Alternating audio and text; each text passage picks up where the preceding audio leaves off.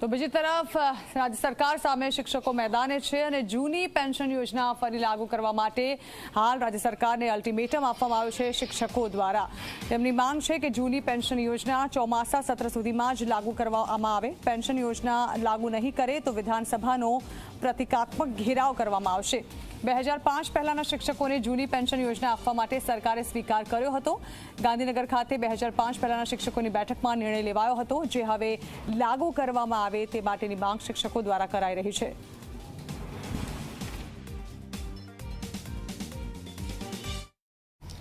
एक 4-2005 પહેલા લાગેલા અને સીપીએફમાં હાલમાં જે શિક્ષકો છે તેઓની એક ચિંતન બેઠક હતી।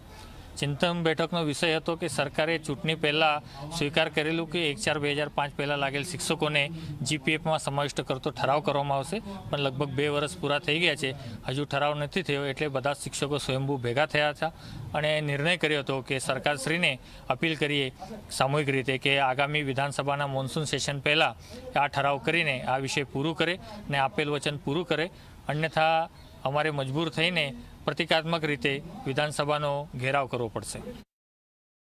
1-4-5 પહેલાના જે પણ કોઈ કર્મચારી નિમણૂક થયા હોય એને જૂની પેન્શન યોજનામાં સમાવવા કરવા માટેનું સમાધાન કરેલું એ પત્ર આજ દિન સુધી થયો નથી, એટલે અમે આજે બધા એકઠા થયા છે અને જો આ પ્રશ્નનું નિરાકરણ નહીં આવે તો ઉગ્ર આંદોલન થશે। મુખ્ય માંગણી અમારી 1-4-5 પહેલાની, અમે 1-4-5 પહેલાના શિક્ષકો જ અત્યારે અહીંયા ભેગા થયા છે।